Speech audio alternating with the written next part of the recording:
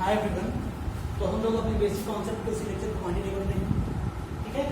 और अपने पिछले लेक्चर में हमने सीखा था कि बैलेंस सेल क्या होता है, इंटीग्रेटेड सेल क्या होता है, एंटी इंटीग्रेटेड सेल क्या होता है, हाइड्रोकार्बन्स क्या होते हैं, हाइड्रोकार्बन कितने टाइप के होते हैं। तो पहला था सैचुरेटेड, दूसरा था अनसैचुरेटेड। उसके बाद हमने सीखा था कंपाउंड क्या होते हैं, उसके बाद सीखा था मिक्सचर क्या होता है।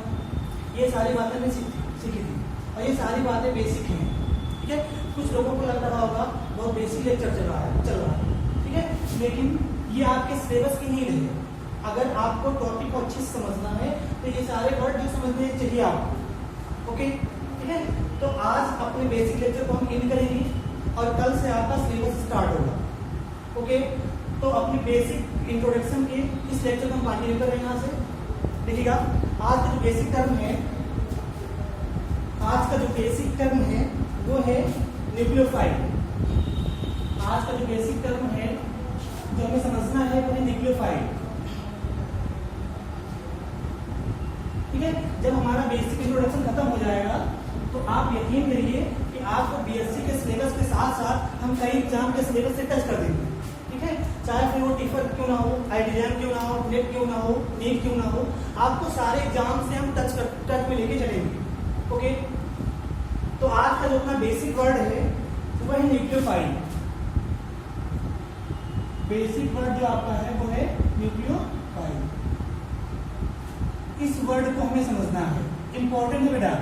अब आप ये नहीं बोल सकते हो कि बीएससी फर्स्ट ईयर के हैं, सेकेंड ईयर के हैं, थर्ड ईयर के हैं, एमएससी के हैं, कुछ भी कर रहे हो आप, ठीक है, लेकिन ये सारे वर्ड आपको आने चाहिए, ठीक है। और दूसरा वर्ड जो आज हम समझेंगे वो है इलेक्ट्रोफाइल।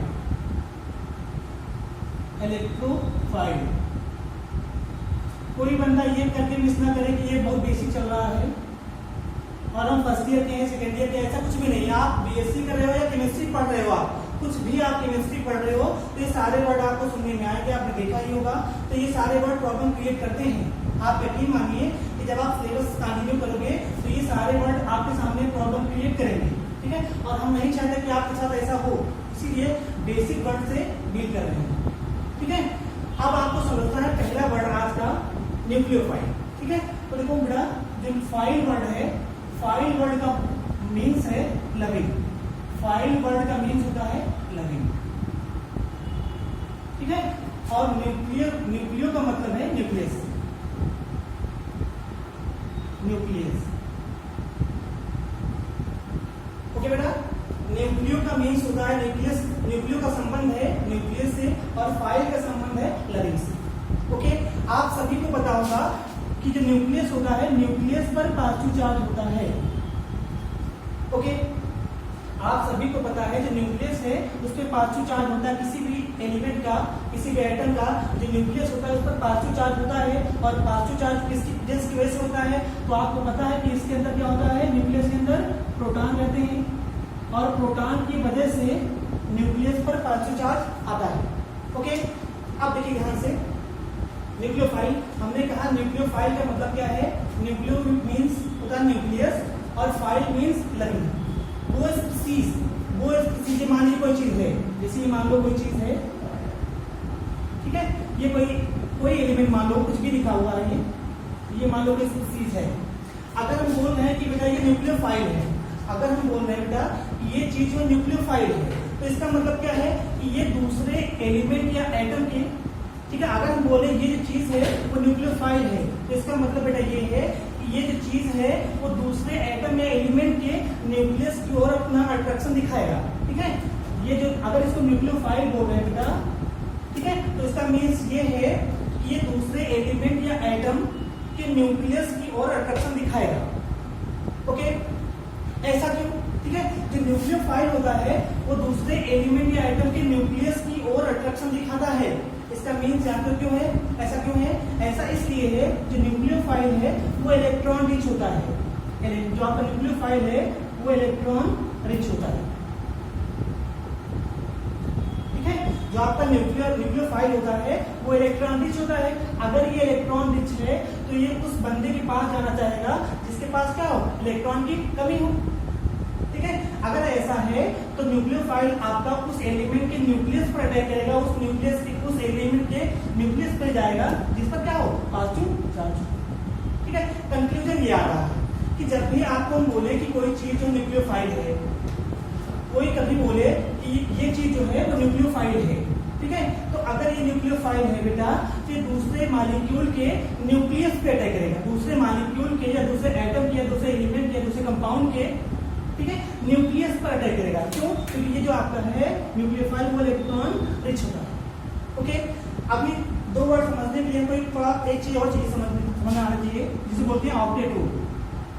ऑक्टेट रूल हमें आना चाहिए, ऑक्टेट रूल। ठीक है, आपने पढ़ा होगा, ये छोटी क्लास का है, सब कुछ चल रहा है, बेसिक है, छोटी क्लासों का है ये, लेकिन बहुत बड़े बड़े काम करते हैं बेसिक वर्ड। ठीक है, ऑक्टेट रूल आपने 9th क्लास में पढ़ा होगा, इसको आप बोलते हो अष्टक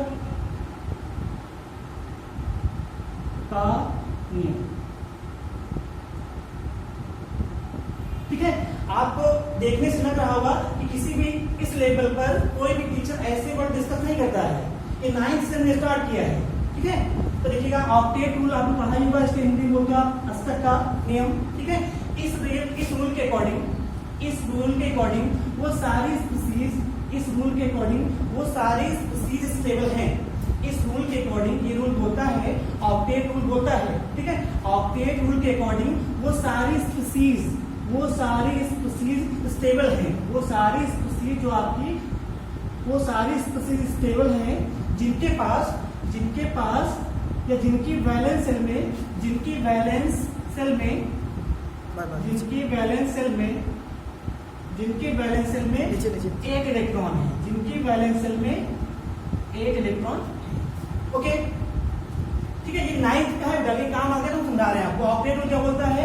ऑक्टेट रूल बोलता है वो सारे एलिमेंट, वो सारे एटम, वो सारे कंपाउंड स्टेबल हैं, स्थायी हैं, जिनके वैलेंस सेल में, देखिए ये वर्ड आ गया वैलेंस सेल, और पिछले लेक्चर में हमने डिस्कस किया है वैलेंस सेल होता क्या है। ठीक है, इस रूल के अकॉर्डिंग वो सारी स्पीसीज स्टेबल हैं जिनकी वैलेंस सेल में 8 इलेक्ट्रॉन है। ओके, तो ये था ऑक्टेट रूल। अगर आपसे कोई पूछता है कि ऑक्टेट रूल क्या है, तो आप बोलोगे इस रूल के अकॉर्डिंग वो सारे एलिमेंट, वो सारे एटम स्टेबल हैं जिनके आउटर मोस्ट सेल में या जिनकी वैलेंस सेल में 8 इलेक्ट्रॉन प्रेजेंट हैं। ठीक है, अगर आपसे कोई पूछे कि आप ऑक्टेट रूल के अकॉर्डिंग आप ऑक्टेट रूल को अप्लाई करो, ऑक्टेट रूल को अप्लाई करके आप ये बताइए कि जो आपका CH4 है वो स्टेबल है कि नहीं है। ठीक है, आपको क्या करना है, CH4 पर ऑक्टेट रूल अप्लाई करना है। ओके, और फिर बताना है कि ये कंपाउंड जो है, ये कंपाउंड है, ठीक है, वो स्टेबल है कि नहीं है। ठीक है, अब ध्यान से इसको हम कंपाउंड बोल रहे हैं, कंपाउंड वर्ड आपको सिखा चुके हैं, इसको हम कंपाउंड बोल रहे हैं। तो अगर बेटा इसको हम कंपाउंड बोल रहे हैं तो इसका मतलब है कि इसका फॉर्मेशन दो सेम या दो डिफरेंट एलिमेंट से हुआ है। कब हुआ है? जब एलिमेंट्स को फिक्स रेशियो में मिलाया गया। ओके, तो ये हो गया आपका। अब ध्यान से देखिएगा, तो जो आपका कार्बन है इसको बताना है, आपको ऑक्टेट रूल के अकॉर्डिंग बताना है कि ये कंपाउंड जो आपका वो स्टेबल है कि नहीं है। ठीक है, तो आपको करना क्या है, इस कंपाउंड में क्या दिख रहा है आपको? ठीक है, आपको दिख रहा है कार्बन दिख रहा है आपको, जिसका एटॉमिक नंबर होता है 6, और दूसरा दिख रहा है आपको H, जिसका एटॉमिक नंबर होता है 1। ओके, H का एटॉमिक नंबर 1 है और C का एटॉमिक नंबर कितना है? 6 है। ओके, एटॉमिक नंबर क्या होता है आपको पता ही है। एटॉमिक नंबर हमको बताता है कि जो आपका एलिमेंट है, जो आपका एटम है, उसके पास कितने नंबर ऑफ इलेक्ट्रॉन प्रेजेंट है। और आपको ये भी पता है कि एलिमेंट के पास जितने नंबर ऑफ इलेक्ट्रॉन प्रेजेंट होते हैं उतने क्या होते हैं? प्रोटॉन होते हैं। अब ध्यान से देखिएगा, अब क्या करना है आपको, कार्बन का करना है इलेक्ट्रॉनिक कॉन्फ़िगरेशन। ठीक है, कार्बन का आपको करना है electronic configuration by using about. ठीक है, क्या कैसे करते हो आप? जब से क्या है, ठीक है, आपने सीखा है वहां पे 1s2 ऐसे करते हो आप, फिर करते हो आप 2s2। ठीक है, फिर आप करते हो 2p, कितने इलेक्ट्रॉन आपके पास 6 हैं, तो 2 यहाँ पे होंगे, 2 यहाँ पे, 2 बचे आपके, तो 2p2। ओके, और हाइड्रोजन के पास एक ही इलेक्ट्रॉन है, तो आप क्या करोगे 1s1। ओके, इतना कर दिए। अब यहाँ पे आप ध्यान देखिए, आपको सिखाया क्या है, तो आप देखो यहाँ पे, तो जो कार्बन है उसके पास 2 टाइप के सेल हैं, 2 सेल हैं।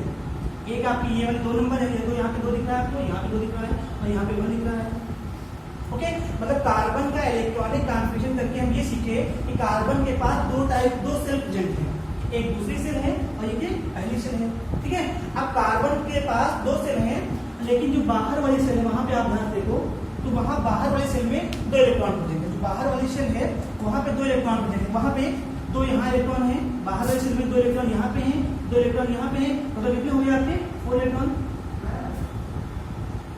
ठीक है, 2 इलेक्ट्रॉन आपके यहाँ पे हैं और 2 इलेक्ट्रॉन यहाँ है, कितना हो गया आपका 4 इलेक्ट्रॉन। ओके, अब इस समय आपसे पूछे कि कार्बन के वैलेंस शेल में कितने इलेक्ट्रॉन होता है, तो आप इस इलेक्ट्रॉनिक कॉन्फ़िगरेशन को देख के बताओगे कि कार्बन के वैलेंस शेल में 4 इलेक्ट्रॉन है। ठीक है, इसको आप यहाँ पे लाओ, इसको आप डायग्राम से दिखाओ, तो ये आपका कार्बन हो गया, ये कार्बन है। ठीक है, कार्बन के पास 4 इलेक्ट्रॉन है वहां पे, तो इसको दिखाओ डॉट से आप 1 इलेक्ट्रॉन 2 3 4, और आपने कहा जो हाइड्रोजन है उसके पास 1 इलेक्ट्रॉन होता है। ओके, कितने हाइड्रोजन है आपके पास, मीथेन में 4 हैं, एक के पास 1 इलेक्ट्रॉन है तो 4 के पास 4 होंगे। ठीक है, तो आप यहाँ पे दिखाओ, ये आपका H हो गया, एक H ये हो गया आपका, एक ये हो गया यहाँ पे, एक यहाँ पे। ठीक है, अब आप क्या करना है, आपको जो H के इलेक्ट्रॉन है, H के इलेक्ट्रॉन को आपको दिखाना है क्रॉस से, ताकि डिफरेंस दिखे कि कौन से इलेक्ट्रॉन कार्बन के हैं और कौन से हाइड्रोजन के हैं। तो इसको आप दिखाओ क्रॉस से, इस टाइप से ऐसे दिखा दीजिए। ठीक है, अब करना क्या है, कार्बन और हाइड्रोजन के इलेक्ट्रॉन में ओवरलैपिंग दिखाना है आपको, तो दोनों के इलेक्ट्रॉन को आप मिक्स कर दो ऐसे, दोनों के इलेक्ट्रॉन को आप मिक्स करो इस टाइप से। फिर आपने कहा था कि जब दो एलिमेंट्स के इलेक्ट्रॉन को मिक्स करते हैं तो एक टाइप की लाइन या बॉन्ड बनता है। आपने कहा था जब दो डिफरेंट एलिमेंट के इलेक्ट्रॉन को मिक्सअप किया जाता है तो उसके मिक्सअप के परिणाम स्वरूप क्या होता है, वहां पे बॉन्ड का फॉर्मेशन होता है, बॉन्ड का फॉर्मेशन होता है। अब क्या करो आप, ठीक है, ये इलेक्ट्रॉनिक रिप्रेजेंटेशन है मीथेन का, ये मीथेन का इलेक्ट्रॉनिक रिप्रेजेंटेशन है कि मीथेन में एक्चुअल में है क्या। ओके, तो इसको आप दिखाना चाहो तो ऐसे दिखा सकते हो आप, अगर आप चाहो तो इसको आप ऐसे दिखा दो।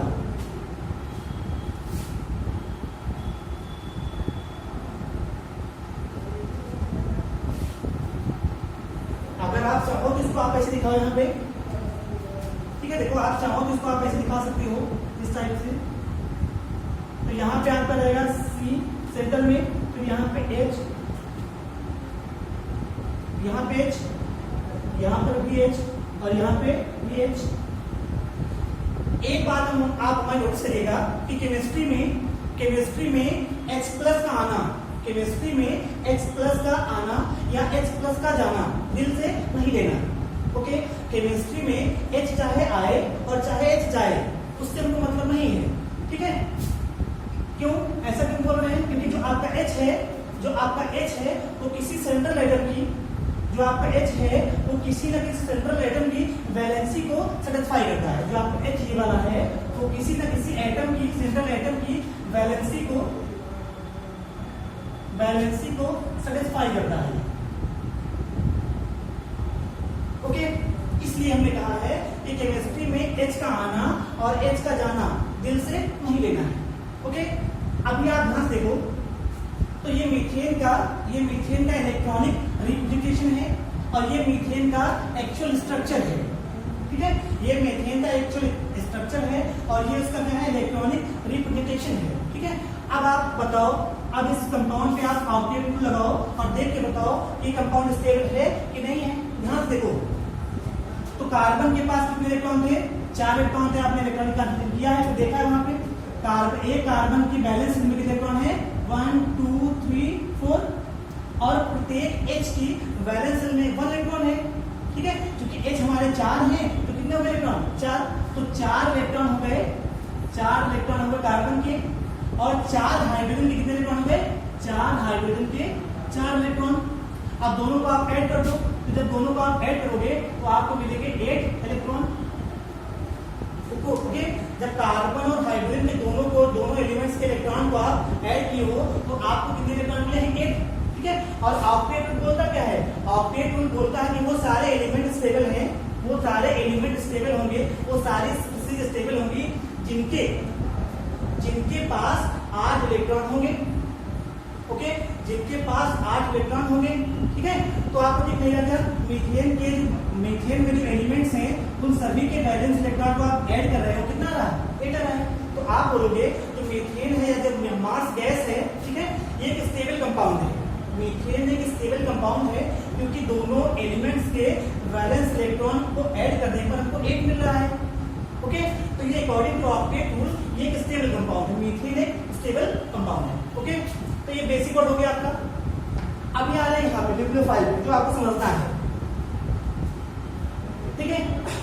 आपके सामने जब कभी हम बोले कोई एलिमेंट न्यूक्लियोफाइल की तरह बिहेव कर रहा है, कोई एलिमेंट न्यूक्लियोफाइल है, ध्यान समझिएगा। हम बोले कोई एलिमेंट जो है न्यूक्लियोफाइल है, तो इसका मतलब क्या है, वो दूसरे एलिमेंट के न्यूक्लियस पर अटैक करेगा, दूसरे एलिमेंट के न्यूक्लियस पर अटैक करेगा। क्यों? क्योंकि न्यूक्लियोफाइल क्या है, इलेक्ट्रॉन रिच है, तो न्यूक्लियस क्या है, उस पर क्या है, पॉजिटिव चार्ज, मतलब क्या है, वो इलेक्ट्रॉन डिफिशिएंट है। ओके, जो आपका न्यूक्लियोफाइल है वो इलेक्ट्रॉन रिच होता है, इसलिए जब भी न्यूक्लियोफाइल रिएक्शन में इन्वॉल्व होगा, तो वो दूसरे एलिमेंट के न्यूक्लियस पे अटैक करेगा। ओके, इतना हो गया। दूसरा एग्जाम्पल लेते इसको न्यूक्लियोफाइल एक्चुअल में अभी देखते हैं यहाँ पे। उससे पहले एक वर्ड और समझ लीजिए आप, न्यूक्लियोफाइल हमारे बोलने में, जैसे हम बोले न्यूक्लियोफाइल, ये कोई भी बोले, आप किताब में कभी भी देखते हो वहां पे न्यूक्लियोफाइल लिखा हुआ है, ठीक है, तो आप समझ जाना कि कोई स्पीसीज है जो कि क्या है, जो कि इलेक्ट्रॉन रिच है, तो जो कि क्या है, इलेक्ट्रॉन रिच है। जैसे देखो ध्यान से, कहीं आपके सामने ऐसे लिखा हो NH3 लिखा हो, इस टाइप से लिखा है NH3, और आप देखे होंगे कि N के पास 2 इलेक्ट्रॉन ऐसे दिखाए जाते हैं। ये कैसे आते हैं, कहां से आते हैं, आपको तो आइडिया ही है, अगर नहीं भी है तो अभी आपको बता रहे हैं, ठीक है। तो ध्यान से देखो, अगर आपसे कोई पूछे कि ये क्या लिखा हुआ है, तो आप कहोगे अमोनिया। अगर आपसे कोई पूछे कैसे बिहेव करेगा, तो आपका आंसर क्या होगा, ये समझने के बाद आपका आंसर क्या होगा, ये न्यूक्लियोफाइल की तरह बिहेव करेगा।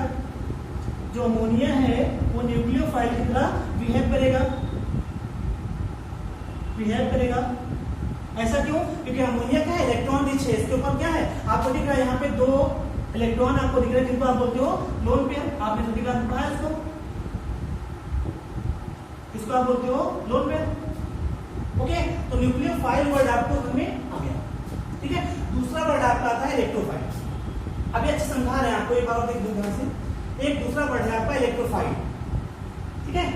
अब यहाँ पर आपके माइंड में आ रहा होगा कि सर आपने तो डिफिनेशन बता दिया, ये न्यूक्लियोफाइल है, एक्चुअल में पहचानेंगे कैसे इसको? न्यूक्लियोफाइल किसी बुक में किसी रिएक्शन में लिखा हुआ है, कोई स्पीसीज केमिकल लिखी है, तो हम किसको न्यूक्लियोफाइल बोलेंगे, किसको इलेक्ट्रोफाइल बोलेंगे, एक्चुअल में कैसे पहचानेंगे उसको, ठीक है। तो आप देखिए शॉर्ट लिखिए यहाँ पे, अगर किसी मॉलिक्यूल में ध्यान सुनिएगा, अगर किसी मॉलिक्यूल के सेंट्रल एटम पर, अगर किसी मॉलिक्यूल के सेंट्रल एटम पर निगेटिव चार्ज माइनस का चार्ज निगेटिव चार्ज है, या उसके पास 8 इलेक्ट्रॉन से ज्यादा इलेक्ट्रॉन। अगर किसी मॉलिक्यूल में सेंट्रल एटम के ऊपर निगेटिव चार्ज है, या उसके सेंट्रल एटम पर 8 से ज्यादा इलेक्ट्रॉन है, उसके मॉलिक्यूल के सेंट्रल एटम के पास 8 से ज्यादा इलेक्ट्रॉन है, या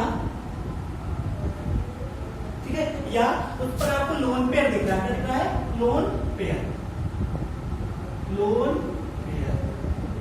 ठीक है। ये देखते दिख रहा है आपको,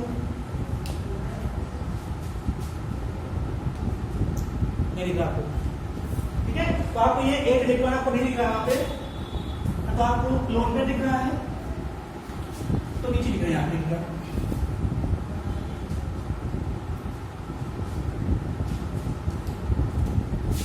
ठीक है। ओके, आपने कहा न्यूक्लियोफाइल क्या है, इलेक्ट्रॉन रिच स्पीसीज है, ठीक है। आपने कहा इसको कैसे पहचानेंगे, तो हम क्या बोल रहे हैं आपको, हम बता रहे हैं कि न्यूक्लियोफाइल पहचानने का तरीका क्या है, कि अगर कोई स्पीसीज न्यूक्लियोफाइल की तरह बिहेव कर रही है, तो उस पर पक्का या तो निगेटिव चार्ज होगा, निगेटिव चार्ज का मतलब क्या, इलेक्ट्रॉन ज्यादा है, इलेक्ट्रॉन एक्सेस में है, ठीक है, या तो उस पर निगेटिव चार्ज होगा, या तो उसके पास इलेक्ट्रॉन 8 से ज्यादा होंगे, ठीक है, या तो उसके पास आपको लोन पेयर ऑफ इलेक्ट्रॉन दिख रहा होगा, लोन पेयर ऑफ इलेक्ट्रॉन दिख रहा होगा इस तरह से। ओके, ध्यान से देखिएगा, जैसे आपसे पूछें कि Cl माइनस क्या है, Cl माइनस क्या है, तो आपको दिखेगा कि Cl पर क्या है, नेगेटिव चार्ज है, इसका मतलब क्या है, वो न्यूक्लियोफाइल है, ठीक है। अगर Cl पे आपको नेगेटिव चार्ज दिख रहा है तो क्या है, वो न्यूक्लियोफाइल है, ठीक है। वैसे पूछे आपसे अमोनिया क्या है, अमोनिया क्या है, ठीक है।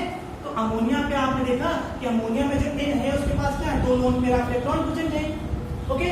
तो इनको देख के आप बोलोगे ये क्या है, न्यूक्लियोफाइल, ठीक है बेटा।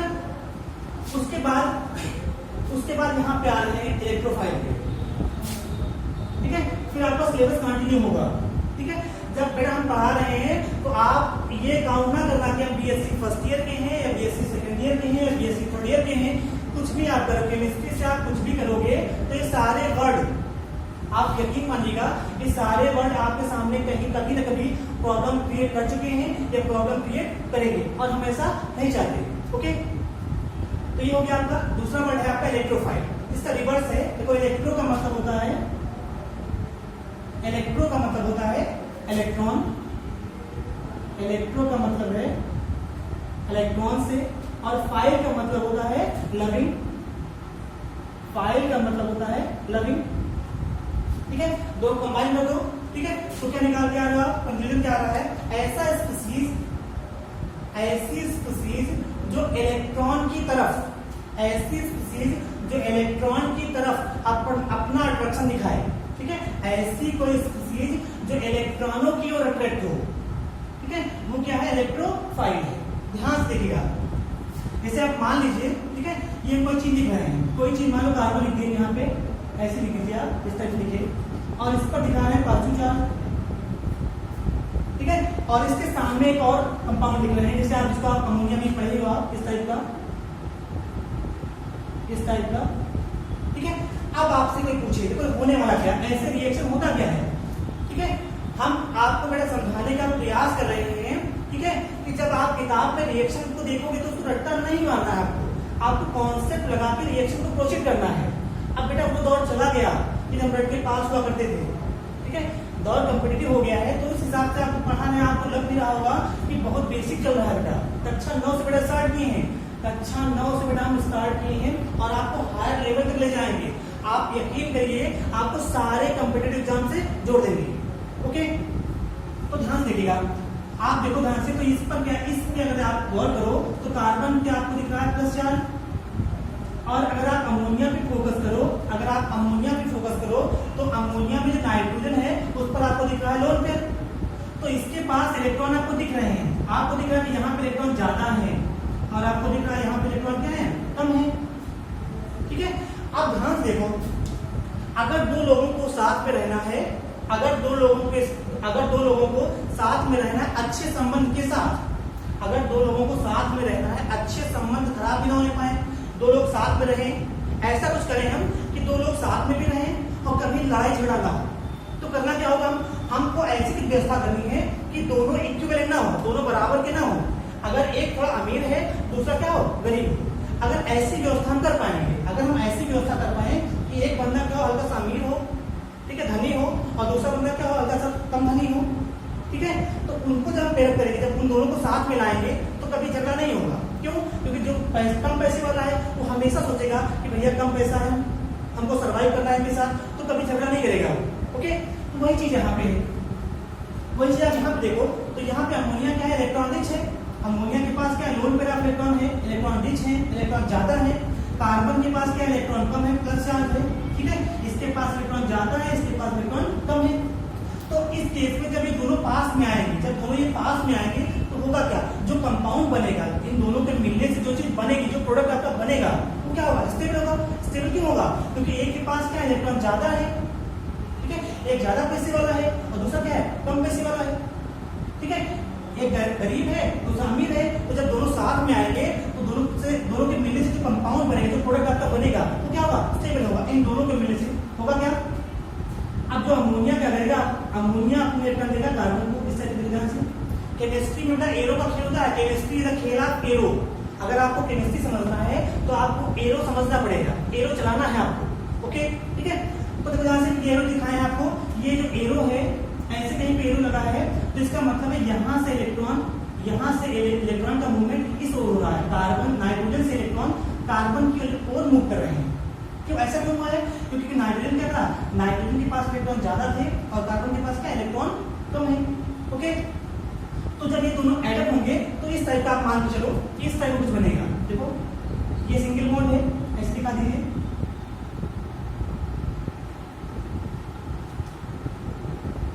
अब ध्यान से देखो, जब आपने अमोनिया की रिएक्शन इस कंपाउंड से करवाई, देखो यहाँ पर दिखाए, लाइन दिखा दी, बॉन्ड दिखाए हैं, यहाँ पे कुछ भी लगा होगा, यहाँ पे कुछ भी लगा होगा, ठीक है, उससे मतलब है यहाँ पे कुछ भी लगा है। आपको पता है कि कार्बन की वैलेंसी 4 होती है, ठीक है, कार्बन हमेशा 4 बॉन्ड ही बनाता है। ओके, यहाँ पे 3 बॉन्ड दिख रहा है, इलेक्ट्रॉन बाहर चले गए हैं तो पांचों चार्ज आया हुआ है। जब आप इन दोनों को एडअप करोगे, तो इस टाइप का प्रोडक्ट आपको दिखेगा, इस टाइप का इमेज आपको नजर आएगा। ठीक है, अब ध्यान से देखिएगा, पहले जब आप इस साइड में थे, ये जो आपका साइड है, लेफ्ट साइड है, इसको बोलते हैं रिएक्टेंट साइड।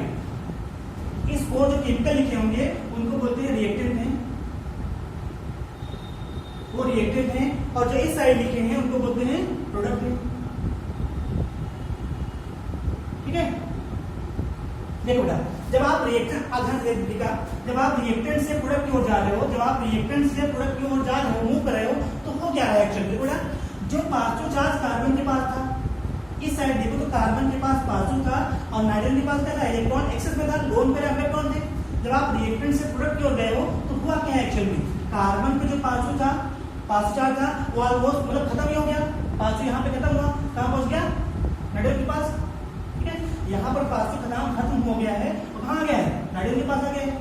ठीक है, मतलब क्या है कि रिएक्टेंट वाली साइड में जो आपका अमोनिया था, जो नाइट्रोजन था, वो इलेक्ट्रॉन रिच था, और प्रोडक्ट वाली साइड में जो नाइट्रोजन है वो क्या हो गया, इलेक्ट्रॉन डिफिशिएंट हो गया है।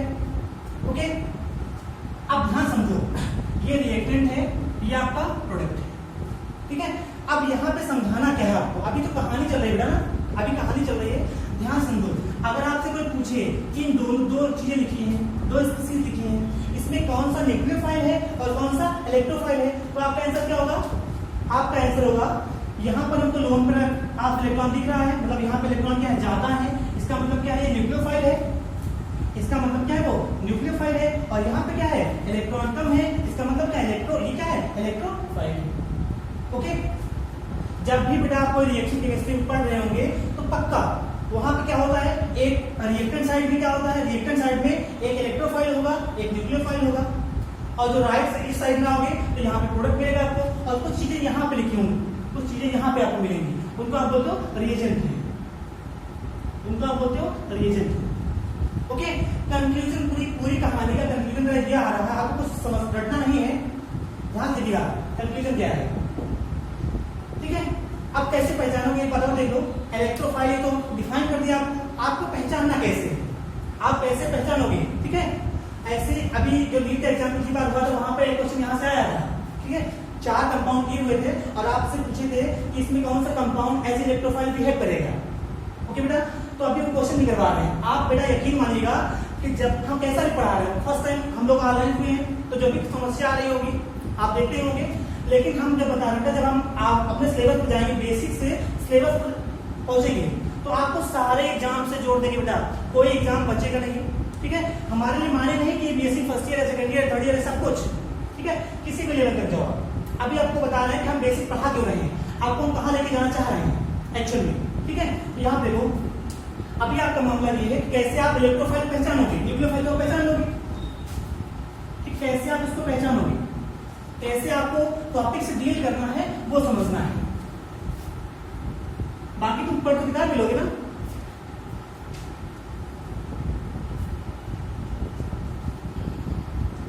अभी देखो कैसे आपको इलेक्ट्रोफाइल पहचानना है। ठीक है, तो ध्यान से देखिएगा, अगर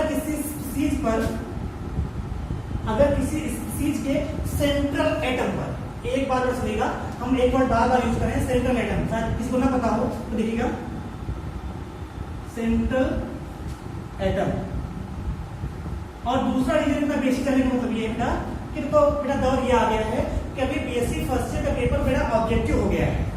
ठीक है, पास मान लो कोई पैसे का इशू है तो वो ट्यूशन कोचिंग नहीं करते, ठीक है।